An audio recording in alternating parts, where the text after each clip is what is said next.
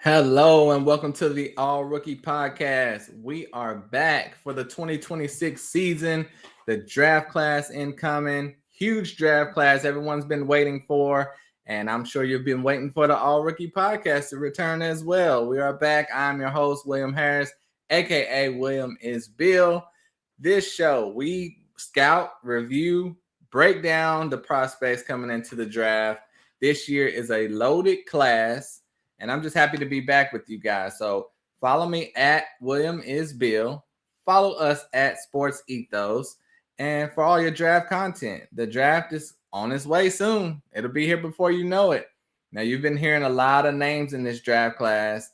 And who's going to be at the top? Who's going to be falling? Who's going to be rising? Today on this episode, I'm going to talk about the top 2 prospects in this draft class. And yes, they get their own pod, because these two are like 1A and 1B. And you may know the name, Darryn Peterson and AJ DeBansa. So who do you think will be number 1? Who do you think will be number 2?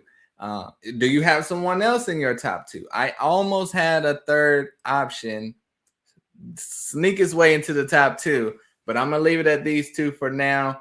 But let's get straight to it like it's nothing to it. Without further ado, from the All Rookie Podcast, the number 1 prospect in this 2026 NBA draft class, in my opinion, is Darryn Peterson, the guard from Kansas, 6'6", 205 pounds, 19 years old, averaged 20 points per game, 4.4 rebounds per game, 2 assists, 1.5 steals, 0.5 blocks, shot 44% from the field, 38% from 3. He was 40% at one point halfway through the season. And if you don't know Darryn Peterson, he is a silky smooth guard. He can get to any shot on the floor he wants. He can hit you with the hesitation. He has a nice floater, nice touch. You know, his speed is like De'Aaron Fox at times. He's lightning fast, but also under control. He's always under control.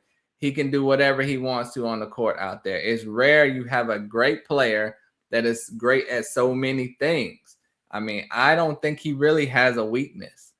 If you nitpick, yes, but everyone has weaknesses. But like if you have to nitpick, that's what you call an elite prospect. You know, he has the handle, the touch, the control, the skill, the shooting, the speed, just all around great prospect. So Darryn Peterson's shooting may be his most important ability. And when you see his tape, that's not something you would think of going into it, because you see the dynamic, elite, pop off the screen player, but shooting might be most important. The fact that he can do all that and shoot 38% from three-point range is unheard of, really. I mean, it's just, you know, that's going to translate. And if he couldn't shoot, you know, he'll be like a prospect that I truly loved, Isaiah Collier, who's with the Utah Jazz right now. I think he's an elite player, but the shooting's not there. So it's going to take him some time to become what he could be if he had that shot. Darryn Peterson's not going to have that issue, you know, but being a lights out shooter, has a quick release, very fast without the ball as well. So that works for him on defense also. Has the crossover, the hesitation. He can stop and go on a dime. He can get his shot anytime he wants to, especially from the free throw line jumper. Like he's a tough shot taker, tough shot maker. He can finish with power or finesse. Great touch and body control. I don't want to get too crazy, but when you see his tape, you see some like flashes of a guy in a yellow and purple jersey at times. But I will never compare anyone to that player for the most part. But you see the flashes of it. So I'm just going to leave it at that. But if you want to nitpick, you can say, I would like to see him get more assists, make other people better with your passing ability, because he only averages 2 assists per game.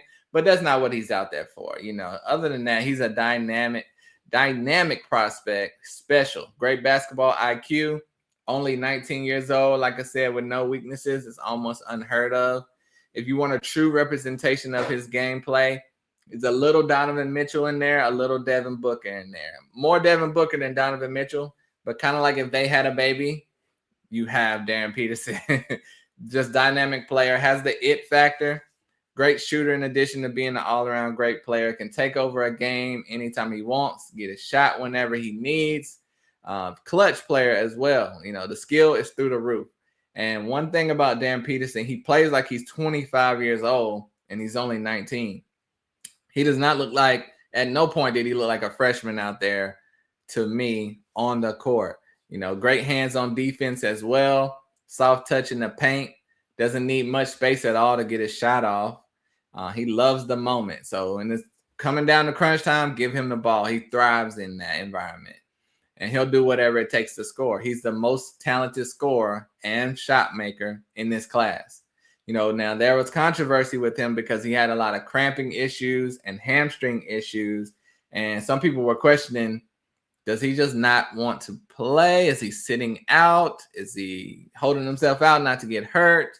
You know, and I don't know if anyone will truly know except unless he lets us know. But I would have to just take his word for it and say he didn't feel right. You know, he had hamstring issues and he had cramping issues. I know at times the coach even said he was disappointed in his availability. But I don't harp on that too much, the college issues, whether it's personality, mindset, or injuries, because college is a stepping stone for these kids nowadays. And they are entities. These guys are franchise players, multi-million-dollar corporations in themselves. So you can't be mad at the kids for looking out for themselves. You know, they can go out there and kill themselves for a coach and have nothing to show for it for the most part. You know, we have NIL now, but for the most part, you get what I'm saying.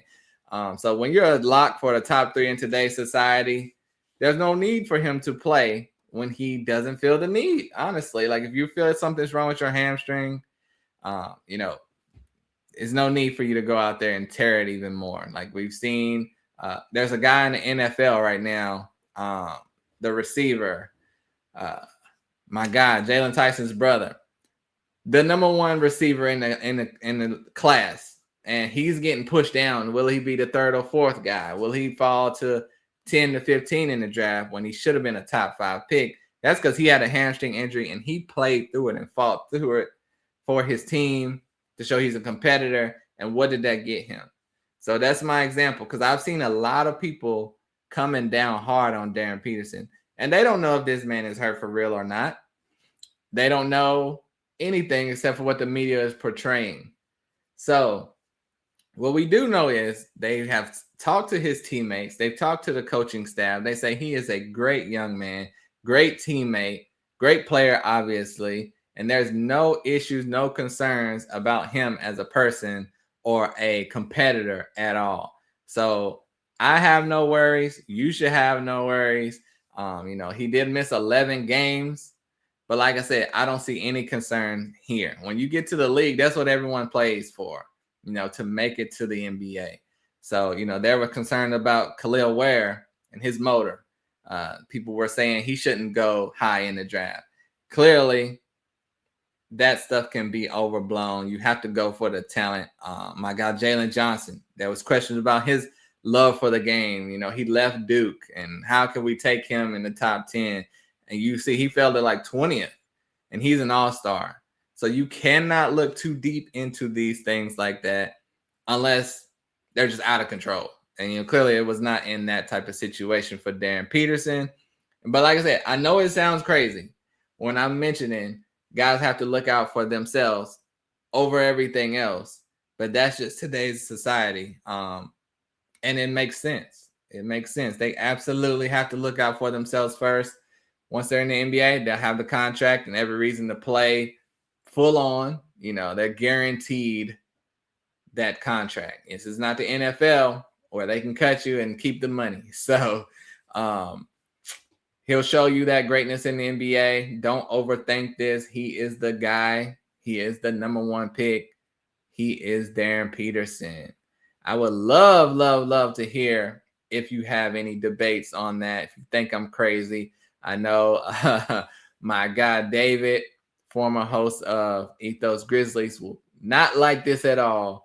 But Darryn Peterson is the guy. And it's going to be interesting to see who gets the first and second pick, too, because these guys are so close, but also so different in their gameplay. So if a team doesn't need a shooting guard who can play the 1 or 2, and they're deep in their area, they could look to go for Dembélé, because, like, say the Wizards, they have Trae Young and a plethora of young guards that they drafted high.